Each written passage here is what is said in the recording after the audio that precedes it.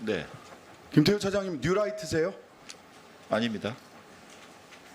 2007년 대선 당시 이명박 대통령 후보를 지지하는 뉴라이트 지식인 선언 100명 선언자 PPT 좀 보여주세요. 여기 김태우 차장님 이름 올리신 거 맞죠? 그때는요. 올리신 거 맞죠? 네, 이름은 올리라 그랬습니다만은 참석하거나 그 이후에 연결된 적이 없습니다. 뉴라이트 백인 선언 지식인 선언에 올리신 거 맞잖아요, 그죠? 네, 거기에는 같이. 근데 왜 지금은 뉴라이트가 아니세요? 그 이후에 활동한 적이 없기 때문입니다. 뉴라이트라는 게 부끄러우세요 지금? 뉴라이트라고 제가 그때 이름을 쓴 것은 네. 구태의연한 우파 보수를 벗어나서 신선하고 참신한 젊은 우파 보수 지식인이 되자, 그래서 그 말을 듣고 이름을 쓰라 그랬다. 그러면 뉴라이트는 지금 어떤 말로 쓰입니까? 그 이후에는 제가 모르겠습니다. 아 몰라요? 네, 세상에 이 정부는 굉장히 재밌는 게 뉴라이트라고 평가받는 사람들을 다 정부에 갖다 쓰면서 아무도 본인이 뉴라이트라고 얘기하는 사람이 없어요. 그렇게 부끄러운 호칭입니까? 뉴라이트의 개념을 많은 사람들이 정치적으로 재단을 했기 때문이라고 생각합니다. 뉴라이트가 본인이 생각하는 뉴라이트 개념은 뭡니까? 지금도 같습니다. 혁신적인 깨끗한 우파입니다. 아 지금 뉴라이트로 평가받는 윤석열 정부에서 뉴라이트로 평가받는 분들 데려다 쓰는 분들 혁신적인 젊은 우파다 이런 분들 데려다 쓰는 거예요? 제가 인사권자가 아닙니다만 예. 뉴라이트를 생각하고 인사를 하신 적이 없을 것입니다. 세상에 우리는 그러면 뉴라이트는 세상에 없는데 허상을 두고 국민들이 야당들이 뉴라이트 비판을 하고 있는 거라고 그 차장님은 지금 말대로라면 논리적 연관성 속에서는 그렇게 평가하시겠네요? 세상에 뉴라이트가 있습니까 없습니까? 뉴라이트가 많이 악용되었고 정치권에서 변질되었다고 누가 생각합니다. 악용했습니까? 그것은 알아서 판단을 알아서요? 부탁드리겠습니다. 누구요? 국민의힘입니까? 조국혁신당과 민주당입니까? 모두 해당한다고 생각합니다. 아 국민의힘도 뉴라이트를 악용하고 계세요? 국민의힘 의원들이 굉장히 서운하실 것 같은데 자 중요한 것은 일본의 마음이라는 말씀하셨는데 왜 이런 말씀을 하셨을까 너무 궁금해갖고 논문을 찾아봤는데 아까 논문에서 그런 말을 쓴 적 없다라고 하는데 PPT 좀 보여주세요. 자 일본이 한반도 2006년 한일 관계가 민주동맹으로 거듭나기 뭐 이런 논문 쓰셨는데 일본이 한반도 유사 사태에 개입하는 것이 기정사실화되는 것은 평상시 대북 억지력을 증대시키는 효과를 가져올 것이다 라고 해서 유사 사태 개입 주장하셨어요. 이 개입이 뭡니까? 일본의 미국에 대한 후방 지원입니다. 후방 지원이다. 네. 자 자위대가 주권 국가로서 교전권을 사용하지 못하는 사태에 영원히 있어야 한다는 논리는 대단히 편협하다. 이런 얘기도 하셨죠? 논문에서. 일본의 보통 국가화를 두 번째, 기술하고 네. 일본에서도 찬반이 있는 소위 보통 국가화를 지금 주장하고 계시는 거예요, 그죠? 일본의 평화 세력들은 이 보통 국가화를 다 반대하고 있는데 일본의 일부 극우 정치인들 아베, 기시다 등이 얘기하는 보통 국가화, 교전할 수 있는 나라를 김태호 차장님이 2006년부터 주장을 하셨어요. 자, 조선일보 2015년 칼럼 여기에 일본의 마음이 나오더라고요.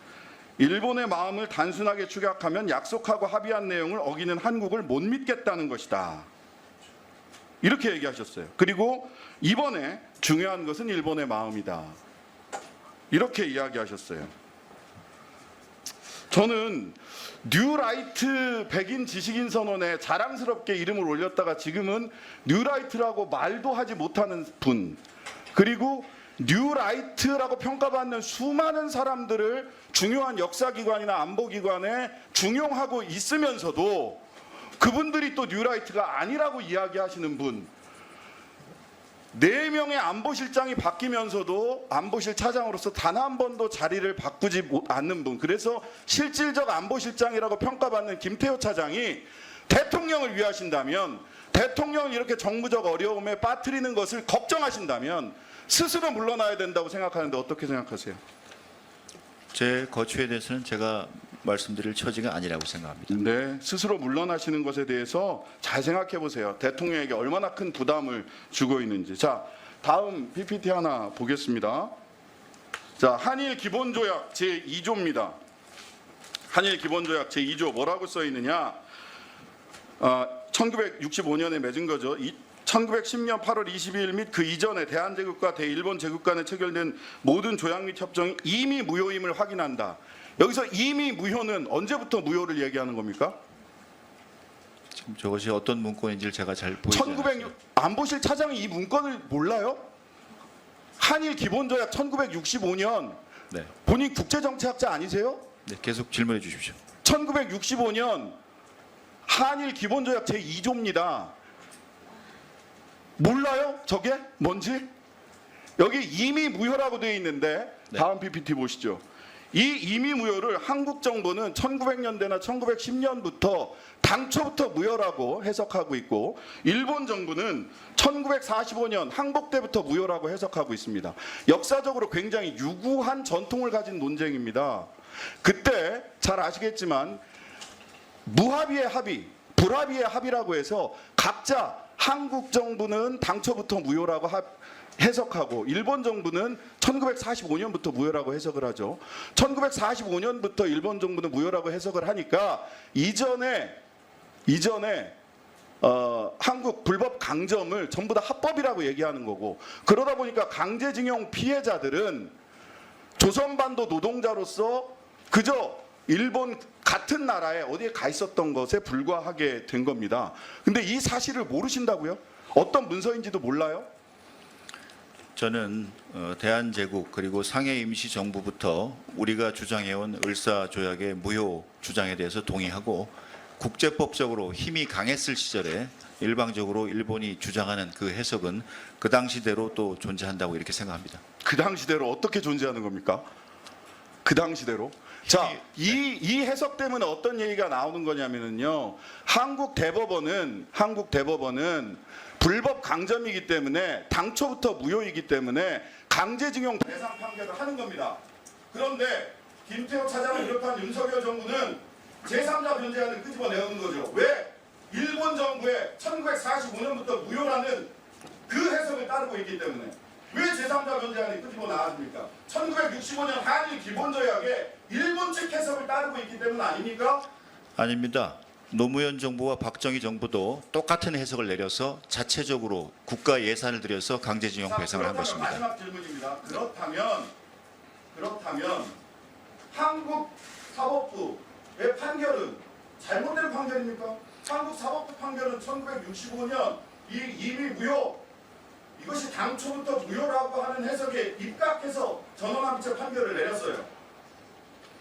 사법부의 이 판결을 김태호 차장과 윤석열 정권은 어떻게 판단하고 계십니까? 그것을 존중해야겠기에 거기에 해당하는 제3해법을 마련하고 이행하는 것입니다. 제3해법을 어떻게 마련을 합니까? 이 앞뒤가 맞는 말씀을 하셔야죠. 네. 존중하는 사람이 어떻게 제3해법을 제3자 변제안을 마련하십니까? 네, 신장식 의원님, 네, 정리해 주시고 보충 질의 때 추가 질의해 주시기 바랍니다. 존중이란 말을 그렇게 사용하세요? 윤석열 정부는?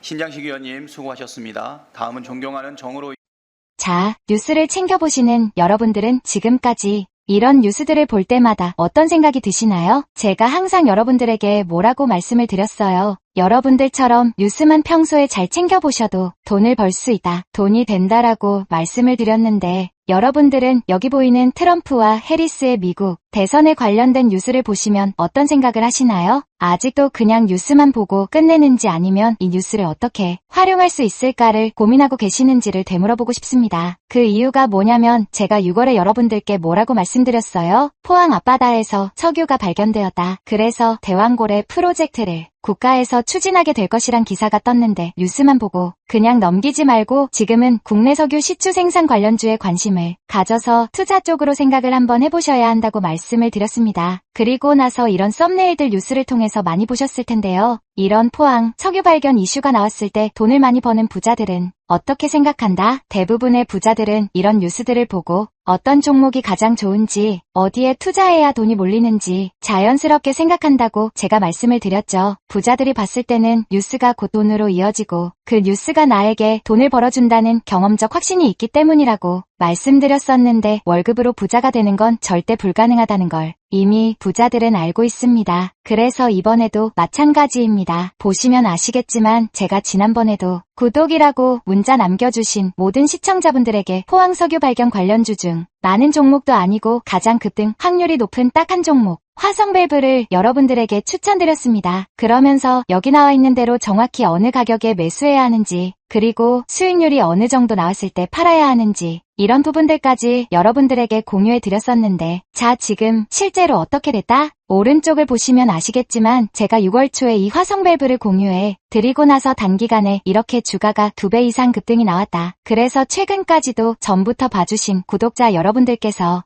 이 종목으로 수익을 내실 수가 있었을 텐데요. 다시 한번 축하드린다고 말씀을 드리겠고 자 이번에도 마찬가지입니다. 앞으로 이슈가 될 수밖에 없는 게 미국 대선이라는 걸 잘 알고 계실 텐데 우리가 어떻게 생각해 볼 수 있다? 미국 대선에 관련된 국내 관련 대장주가 무엇일까? 트럼프나 해리스 둘 중 누가 당선이 되어도 상관없이 반드시 오를 만한 국내 관련주는 무엇일까를 생각해 봐야 한다는 거죠. 정책상 미국의 영향을 절대적으로 받는 우리나라 대선에서도 박근혜 대통령 대선 관련주 아가방 컴퍼니는 무려 2600% 가까이 상승했고 이명박 대통령 대선 관련주였던 이화공영은 4000% 이상 상승했던 건 다들 기억하실 겁니다. 그래서 대선주는 정말 중요합니다. 자 그렇기 때문에 제가 이번에도 뭘 보내드린다? 지난번과 똑같이 제 번호 010-792-8273으로 정보라는 문자를 보내주시면 링크 주소 하나를 보내드릴 건데요. 이 링크를 타고 방에 들어오시게 되면 미국 대선과 관련된 국내 관련 종목 중 앞으로 누가 당선되던 상관없이 국내 대장주 역할을 하면서 주가가 가장 크게 급등할 종목을 정확하게 사고 파는 시점을 받아보실 수 있을 수가 있습니다. 그래서 여러분들도 일상인 뉴스를 활용한 주식으로 돈을 버는 연습을 한번 해보시라고 말씀을 드리겠습니다. 영상을 보시는 시청자분들 중에 나도 이번 종목이 좀 궁금하다 하시는 분들은 누구나 상관없이 그리고 어느 시간대나 상관없이 부담 없이 이렇게 상단에 제 번호를 항상 남겨놓고 있습니다. 제 번호 010-792-8273 저에게 이런 식으로 지난번처럼 정보라는 문자 보내주시면 제가 이번에도 똑같이 대선 관련 무료 추천 급등주 링크를 보내드리겠습니다. 이해되시죠? 그래서 제 번호 010-792-8273 번호로 정보라는 문자를 보내주시면 여러분들이 직접 뉴스를 통해서 돈 버는 연습을 해보실 수가 있는 거고 제가 돈을 받는 것도 아니고 투자를 대신해드리는 것도 아니니까 부담 없이 신청해 주시면 되는 겁니다. 단돈 1만원으로도 시작해도 괜찮은 게 투자와 재테크입니다. 그리고 수익이 나면 저는 다른 것은 바라지 않습니다. 제 채널의 구독과 좋아요 한 번씩만 눌러주시면 됩니다. 시청해주셔서 감사합니다. 제 채널의 구독과 좋아요 한 번씩만 눌러주시면 됩니다. 시청해주셔서 감사합니다.